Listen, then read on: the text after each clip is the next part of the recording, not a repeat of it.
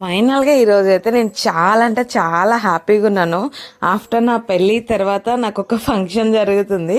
So, అది అర్థమైతుంది గదా! ఏ ఫంక్షనో. చాలా డేస్ తర్వాత ఒక ఇయర్ తర్వాత నేను ఇట్లా స్టిల్స్ దిగుతున్నా. అప్పుడెప్పుడో మా రిసెప్షన్ అప్పుడు దిగాల్సిన పిక్స్ అనమాట. రిసెప్షన్‌లో మా ఆయన చాలా హడావిడిగా ఉంటుండే. అందుకని అన్ని పిక్స్ దిగలేదు. అండ్ ఇప్పుడు ప్రెగ్నెన్సీలో దిగాల్సొస్తుంది ఇన్ని పిక్స్ మేము. సో, అందుకనే ఇక మిస్ అవ్వద్దు ఈ మూమెంట్‌ని. మళ్ళీ ఇంకెప్పుడు సెలబ్రేట్ చేసుకుంటాము అనేసి ఇలా అయితే మేము ప్రిపేర్ చేసుకున్నాము. ఫస్ట్ మేమైతే సింగిల్ పిక్స్ అండ్ ఇద్దరం కలిసి ఉన్నవి దిగాము. ఆ తర్వాత ఇక అత్తయ్య వాళ్ళు, వదిన వాళ్ళందరూ ఇట్లా వాయినాలు ఇస్తున్నారనమాట. వన్ బై వన్ అన్నీ పట్టుకున్నారు. అండ్ అత్తయ్య చేసిన ఫుడ్ ఐటమ్స్ అన్నీ ఇందులో ఉన్నాయి.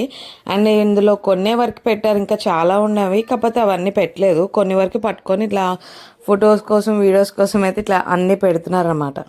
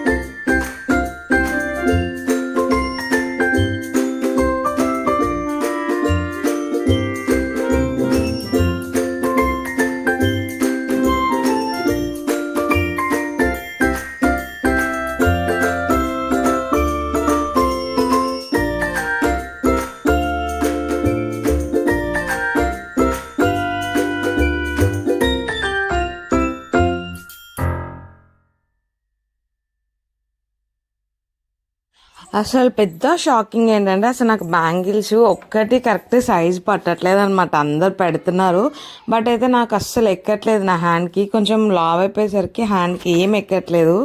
సో అందుకని అట్లా తీసి పక్క పెట్టేసిన అన్ని. బట్ స్పెట్స్ పెట్టుకుందామంటే అందరు బొట్టు పెడుతున్నారు, అక్షింతలు వేసినారు, ఇంకా తీసేసిన. ఫోటోలు కూడా మంచిగా వస్తలేదు అనేసి ఇక మా అత్తయ్య అందరికీ బ్యాంగిల్స్ ఇస్తుంది కానీ బట్ ఆ బ్యాంగిల్స్ ఏమో నాకు పడతలేదు. అందుకే చాలా లైట్గా వేసుకున్నాను అనమాట. నిండుగా వేసుకుందాం అనుకున్నా, బట్ చాలా లైట్గా వేసుకున్నాం, పట్టట్లేదు పాప ఎంత ట్రై చేసినా. ఫైనల్గా నా శారీ లుక్ అయితే నాకు భలే నచ్చింది. చాలా బాగుంది కలర్ఫుల్గా. అండ్ బ్లౌజ్ కలర్ కూడా చాలా బాగుంది. అండ్ గెస్ చేయండి ఈ శారీ నాకు ఎవరిచ్చారో.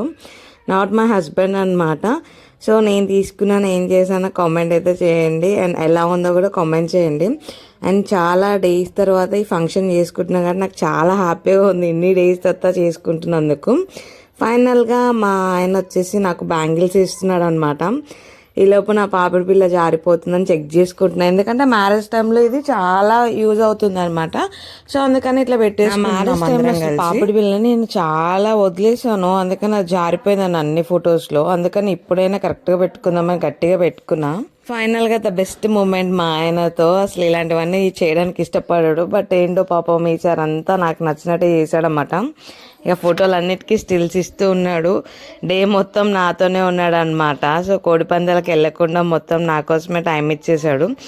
అండ్ ఫస్ట్ టైం ఇక నాకు బొట్టు పెడుతున్నాడు నవ్వుకుంటూ. సో పెట్టేటప్పుడు నా కాలు మొక్కమంటున్నాడు. ఓకే సరే పర్లేదులే మొక్కుతాను అనేసి నేను వంగుతుంటే ఇక వద్దులే అనేసి ఇక మా ఆయన ఫేస్ అయితే మస్తు గ్లో అయిపోతుంది అనమాట.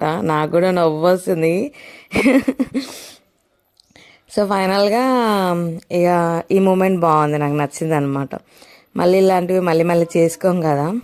సో బ్లెస్సింగ్స్ తీసుకుంటున్నా అప్పుడు మొక్కమన్నాడు కానీ ఇక అవ్వట్లేదు అనమాట. ఇక అందరు నవ్వుతుండే మా ఇద్దరిని చూసి.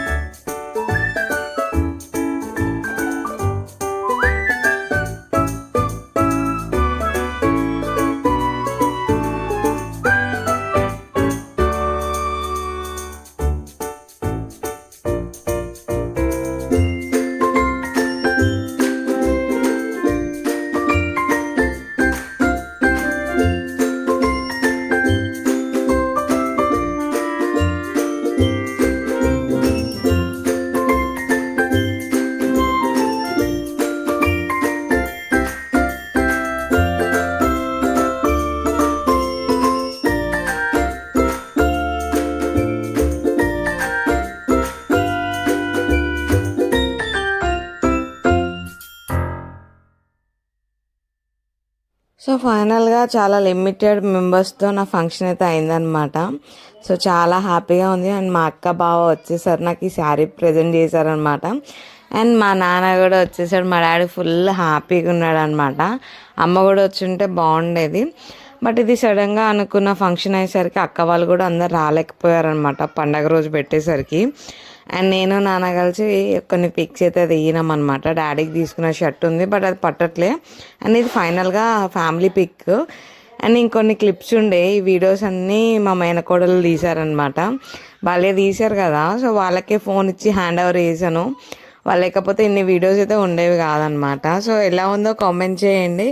నేనైతే చాలా హ్యాపీగా ఉన్నాను ఇన్ని డేస్ తర్వాత. భలే దిగాను కదా, నాకు కూడా కామెంట్ అయితే చేయండి అనమాట. నాకు ఈ మూమెంట్ అయితే ఎప్పటికీ ఇలా గుర్తుపెట్టుకోవాలని ఉంది. సో కామెంట్ చేయడం అయితే మర్చిపోకండి. అండ్ ఒక లైక్ అయితే కొట్టి సబ్స్క్రైబ్ చేసుకోండి. Thank you so